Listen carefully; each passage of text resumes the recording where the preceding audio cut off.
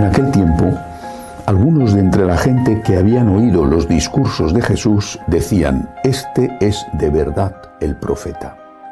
Otros decían: «Este es el Mesías». Pero otros decían: «¿Es que de Galilea va a venir el Mesías? ¿No dice la Escritura que el Mesías vendrá del linaje de David y de Belén, el pueblo de David?». Y así surgió entre la gente una discordia por su causa. Algunos querían prenderlo, pero nadie le puso la mano encima. Los guardias del templo acudieron a los sumos sacerdotes y fariseos y estos les dijeron: «¿Por qué no lo habéis traído?». Los guardias respondieron: «Jamás ha hablado nadie como este hombre». Los fariseos les replicaron: «¿También vosotros os habéis dejado embaucar? ¿Hay algún jefe o fariseo que haya creído en él? Esa gente que no entiende de la ley son unos malditos». Nicodemo, el que había ido en otro tiempo a visitarlo y que era fariseo, les dijo: «¿Acaso nuestra ley permite juzgar a nadie sin escucharlo primero y averiguar lo que ha hecho?».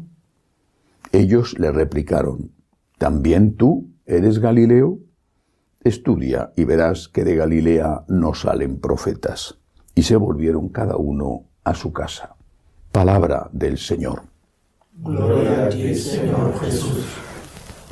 No sé cómo habrá sido en otras épocas pasadas, pero desde luego en la nuestra, continuamente estamos siendo requeridos para dar razón de nuestra fe. ¿Por qué somos católicos? ¿Por qué?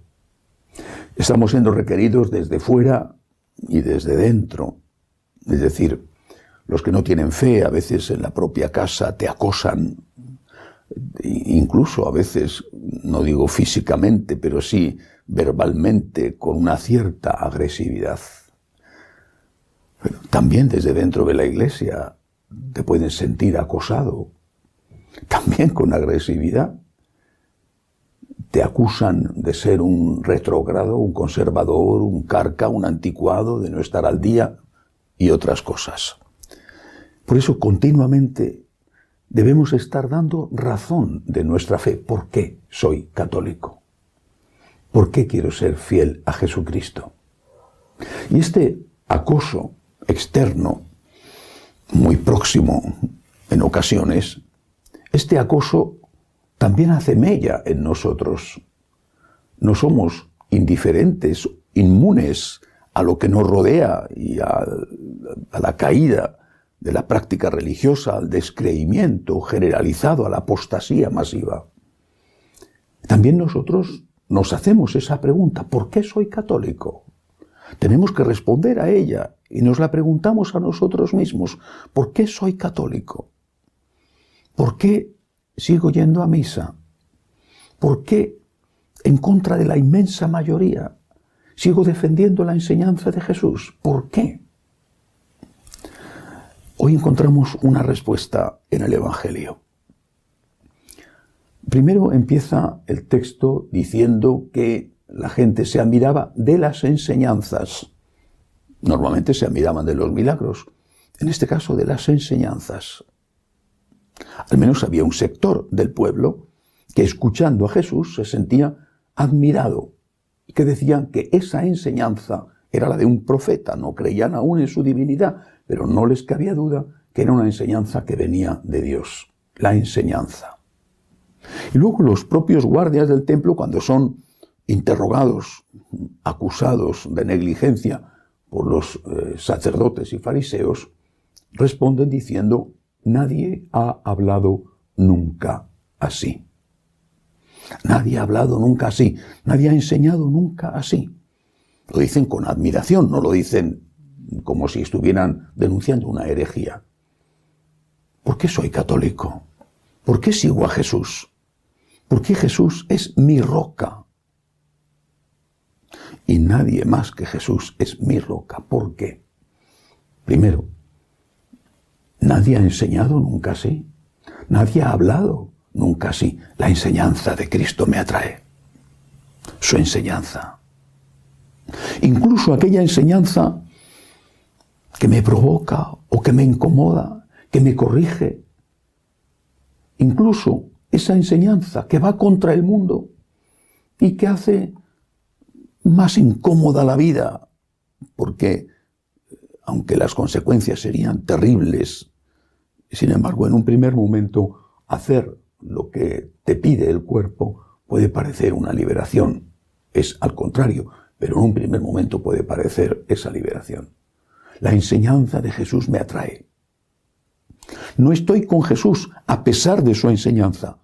Estoy con Jesús por su enseñanza. Pero no solo ha enseñado. Se puede decir que nadie ha hablado nunca así, pero también se puede decir que nadie ha amado nunca así. Nadie ha amado nunca así. ¿Cómo trató a la mujer, a la adúltera? ¿Cómo trató a los que sufrían? A esos que necesitaban sus milagros, aunque a veces devolvían mal por bien. ¿Cómo lloró con su amigo Lázaro muerto? ¿Cómo se compadeció de los que estaban como ovejas sin pastor?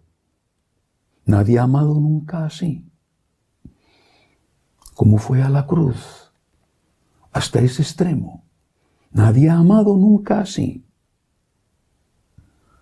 Y luego, nadie ha perdonado nunca así.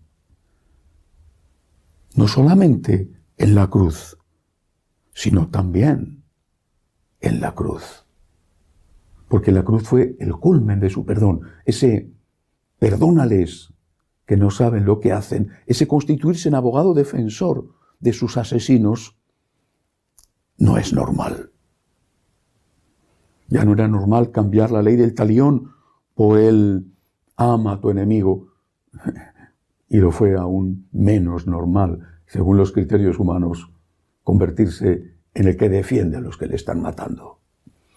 ¿Por qué soy cristiano? ¿Por qué soy católico? ¿Por qué sigo a Jesús?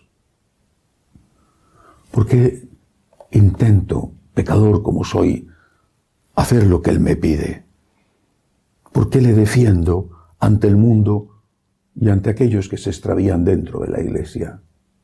Porque nadie ha enseñado como Él, porque nadie ha amado como Él y porque nadie ha perdonado como Él. Así que, cuando hay escándalos, decepciones, cosas que van mal dentro de la iglesia, pues no es que me resulte indiferente, al contrario, pues me hace sufrir. ¿Pero me ha decepcionado Jesús? ¿Me ha escandalizado Jesús? Nadie ha enseñado nunca como Él, nadie ha amado como Él, nadie ha perdonado como Él. Por eso soy católico. Y esto nos lo tenemos que decir, y lo tenemos que decir a los demás. Soy católico porque Cristo nunca me ha decepcionado ni me decepcionará. Que así sea.